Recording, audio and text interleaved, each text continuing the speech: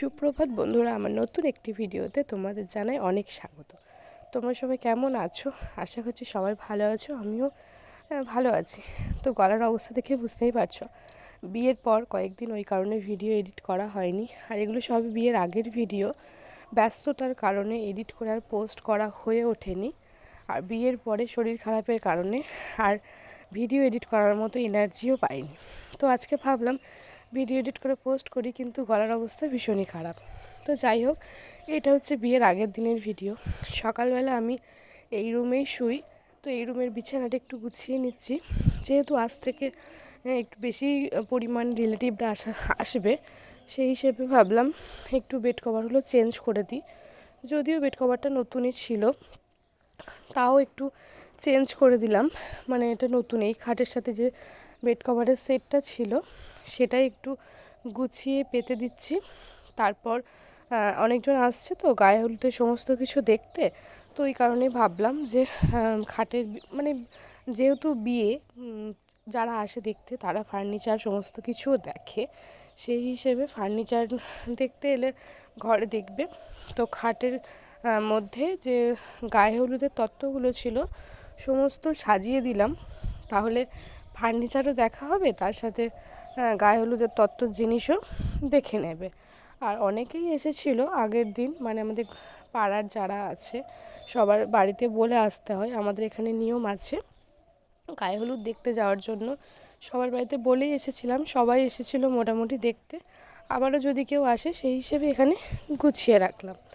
তো ওইসব হয়ে যাওয়ার পর নাইটিটা আমি চেঞ্জ করে নিয়েছিলাম, খাওয়া দাওয়া করে মুড়ি খেয়েছিলাম, এখনও স্নান করিনি। নাইটিটাকে চেঞ্জ করে নিয়ে ছাদে, এখানে হবে আমাদের হচ্ছে যে আমাদের মেয়ের বাড়ি, ছেলের বাড়িতে তো আর বিয়ের ছাদনাতলা এরকম কোনো নয়, ওই নানি মুখটা হবে, সেই কারণে একটা ছাদনাতলা টাইপ নর্মাল জাস্ট করবে। এখানে অত কিছু হবে না। তো এখানটা আমি একটু সুন্দর করে লাল মাটি দিয়ে নিকিয়ে দিচ্ছি। লাল মাটির উপর সাদা খড়ি দিয়ে আলপনা দিলে না খুব সুন্দর দেখতে লাগে। তো সেই কারণে আমি এখন ছাদে চলে এসেছি। আর আমাদের যেহেতু নিচে জায়গা নেই, ছাদেই সমস্ত কিছু হয়, তো ছাদে এখন ভালো করে একটা বক্স করে আলপনা দিয়ে দেবো। আলপনাটা যদিও আমি দেবো না, আমার এক বৌদি এসেছে, বৌদি বললো আমি ভালো আলপনা দিতে পারি। আমি দেখলাম আমার এক কাজ কমে গেল, একটা কাজ, তো বৌদি আলপনা দিয়ে নেবে। আর এই যে দেখতেই পাচ্ছ ছাদটা মোটামুটি প্যান্ডেল করে নিয়েছে, এখনও বাকি আছে, সেগুলো পরে করবে। এখন জাস্ট ঘিরে দিয়েছে। তো এদিকে আমার আলপনা দেওয়া কমপ্লিট হয়ে গেছে। এতক্ষণ আমি একটু সময় পেলাম, সকাল থেকে ছিল প্রচণ্ড পরিমাণে কাজ, কালকে বিয়ে, আজকে এত কাজ যে সকাল থেকে সময় পাইনি। একটুখানি জাস্ট ভিডিওটা শুরু করেছিলাম একটুখানি ক্লিপ দিয়ে, তারপর আর সময় পাইনি। তো এখন বাজে 1:45, 1:45 অলরেডি হয়ে গেছে। এখন এই জাস্ট স্নান করলাম, স্নান করে এই যে একটা শাড়ি পরে নিয়েছি। আর একটু বেলা হয়ে গেছে, তাও মাথাটা একটু স্নান করলাম। তার একটা কারণ হচ্ছে যে বরণ ডলাটা হবে, বিয়ের যে বরণ ডলাটা, সেটা এখন আমি রেডি করব।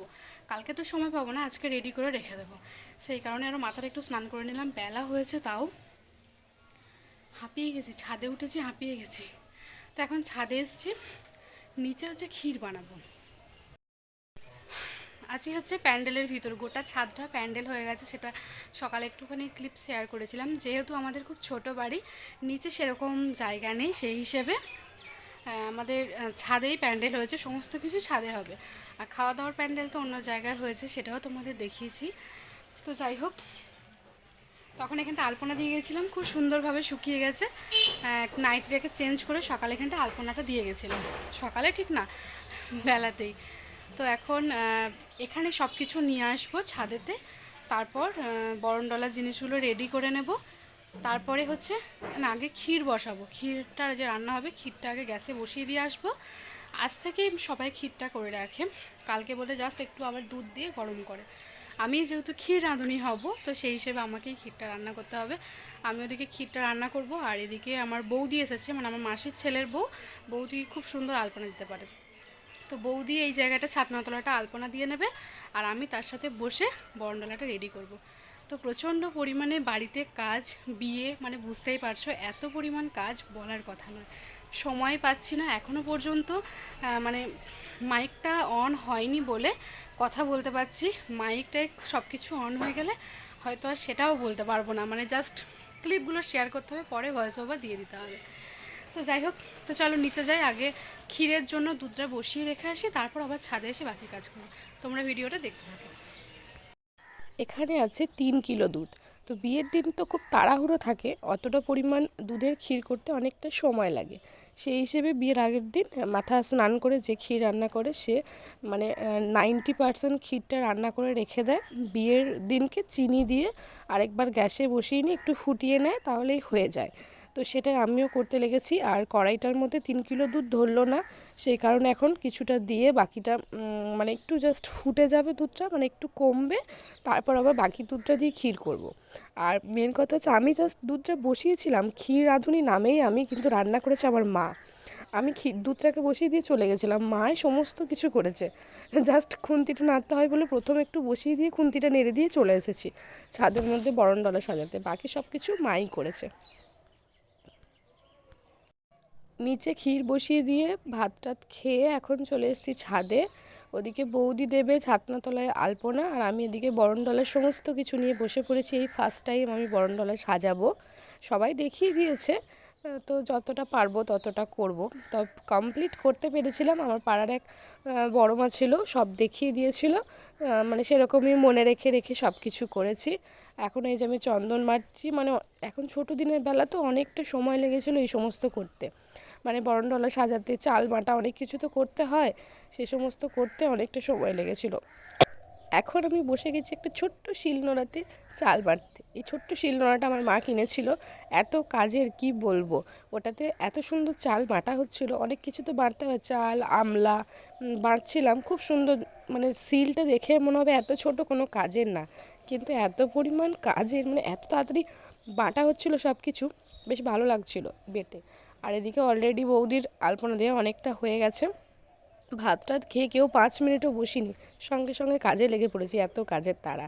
তারপর রূপসাকে বসিয়ে দিয়েছি, তুই একটু চন্দনটা ঘষে দে, আর আমার ভাইজি আমাকে ভিডিও করে দিচ্ছে, আর আমি ওদিকে চাল বাঁধছি। এই হচ্ছে এখন বিকেলের প্রিপারেশন। হয়ে গেছে ভীষণই ব্যস্ত, অনেকক্ষণ কাজ করার পর আবার ক্যামেরা অন করলাম। এদিকে ছাদে আমি বরণডলা সব কিছু রেডি করছিলাম, আর আমার বৌদি আলপনা দিয়ে দিল। এখন যাচ্ছি হচ্ছে নিচে, নিচে ফুলের গেট হচ্ছে, লাইটের গেট বাড়ি থেকে অনেকটা দূরে হয়েছে, অন্য কোনো একটা সময়কে দেখিয়ে নিয়ে আসবে, এখন ফুলের গেট হচ্ছে, তো আমি একটু যাচ্ছি দেখতে। ঘরের সামনেই আজকে ফুলের গেটটা লাগিয়ে দিয়ে যাচ্ছে, আর লাইটের গেটটা বললাম বাড়ি থেকে অনেকটা দূরে হয়েছে, পরে কোনো একটা টাইমে গিয়ে দেখিয়ে আসবো।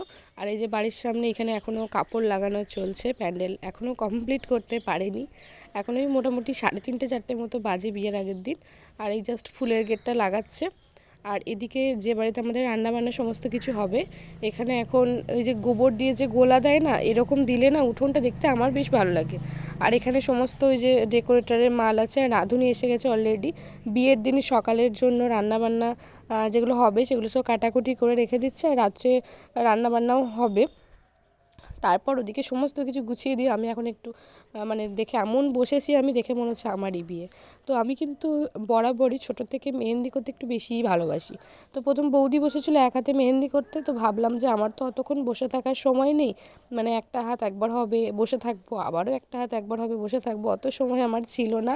সেই কারণে আবার রূপসাকে বললাম, মানে আমার পাশের একটা মামার মেয়ে, তো ওকে বললাম যে একটু করে দিতে, তাহলে দুইজন দুই হাতে করলে কি একটু সময়টা কম লাগবে। তো ইচ্ছাও ছিল দু হাতে মেহেন্দি করবো, সেই হিসেবে করেও নিলাম। তারপর ঝটপট করে আমি করে উঠে পড়েছি। এখন এই যে আমার দিদি বসেছে, মানে আমার মাসির মেয়ে বসেছে, ও সেম, মানে সবার ইচ্ছা যে বিয়ে মানে একটু সাজুগুজু করবো, একটু মেহেন্দি করব, এই হচ্ছে ব্যাপার। দিদিও আমার দেখে দেখে 2 হাতে মেহেন্দি করতে বসেছে। তো ওদিকে এখন মেহেন্দির পার্ট চলছে। তারপর নিচে গেছিলাম, আর দেখো সুন্দর করে আমাদের একটা লাইট ছিল, এটা আমাদের ঠাকুরের, যেখানে আমাদের ঠাকুর রাখা থাকে ঠাকুরের স্থানে লাগিয়েছে, লাইটের ছটাটা পড়ছে, তো দেখতে বেশ ভালো লাগছিল। তো ভাবলাম একটু তোমাদের সাথে শেয়ার করি, মানে এটা কালী পুজোর থেকেই লাগানো ছিল, তো জ্বালাইনি, আজকে আবার জ্বালালো। আর এই যে আমি এখন ছাদে আসলাম, ছাদের মধ্যে সমস্ত কিছু আমি রেডি করে রেখেছি। এখানে বক্স আছে, এখন বক্সটা বন্ধ করে আমি মানে চলছিল, বন্ধ করে আমি উপরে আসলাম, বক্সের আওয়াজে আসাই যাচ্ছে না ছাদের মধ্যে। তারপর চলে এসেছি আমাদের এই বাড়িতে যেখানে আমাদের রান্নাবান্না হচ্ছে। এসে দেখি কি অনেকটা পরিমাণ বোঁদে ভাজা হয়ে গেছে। তো ভেবেছিলাম একটু শেয়ার করব, তারপর শেষে আসলাম। এদিকে বোঁদে হচ্ছে, তারপর রাত্রে রান্নাবান্না মনে হয় হয়ে গেছে না হবে তাও জানি না। যাই হোক, বোঁদেটা আগের দিন থেকে করে রাখছে, কারণ বিয়ের দিন থেকে মুড়ি খাওয়ার এই সমস্ত ব্যাপার থাকে, সেই কারণে বোঁদেটা করে রাখছে। এই যে আমার বর এখানে বসে বসে এখন দেখছে, আর আমার ভাইপো এখন বোঁদেগুলোর মধ্যে রস ঢোকাচ্ছে। তারপর কার্তিক পুজো ছিল, সবাই মিলে চলে এসেছে আমার পাশের বাড়ি এক ঠাকুমার বাড়িতে। কাকুকে কার্তিক ঠাকুর দিয়েছে, তো দেখে গেলাম। তারপরে আবারও একটা কাকুর বাড়িতে 4 বছর উদযাপন ছিল, ওই কাকুর বাড়িতেও ঠাকুর দেখে গেলাম। ঠাকুর একটু দর্শন করে গেলাম, প্রণামও করে এলাম সঙ্গে। এই ছিল, মানে বসেই ছিলাম, কোনো কাজ তখন আর ছিল না। এমনি প্রচুর কাজ ছিল, কিন্তু যেহেতু অনেকটা রাত হয়ে গেছিলো, 9টা সাড়ে 9টার মতো বাজছিল, আর কোনো কাজ ছিল না, সেই হিসেবে একটু ঠাকুর দেখতে গেছিলাম। তারপর এখন সবাই মিলে রেডি হয়েছে আইবুড়ো ভাত আনতে যাওয়ার জন্য, যেহেতু আমাদের বাজনা করেনি। বাজনা করলে কি সবাই মিলে নাচতে নাচতে বাজনা বাজিয়ে আইবুড়ো ভাত আনতে যাওয়া হয়, কিন্তু বাজনা করেনি আমাদের। এমনি জাস্ট ব্রাহ্মণ বাড়ি থেকে, এই যে দেখতে পাচ্ছ আমরা সবাই মিলে গেছিলাম একটা চার্জার লাইট নিয়ে, এই বাড়ি থেকে একটুখানি গিয়েই সবাই মিলে এখন আইবুড়ো ভাত নিয়ে এলাম। যেহেতু আমিই ক্ষীর রান্না করেছি, তাই আইবুড়ো ভাতটা আমিই নিয়ে আসলাম। এবার ওটা ভাই খাবে, আর অল্প একটু রেখে দেয় সেটা ভোরের বেলায় খাওয়ার জন্য। তো এই ছিল আজকের ভিডিও।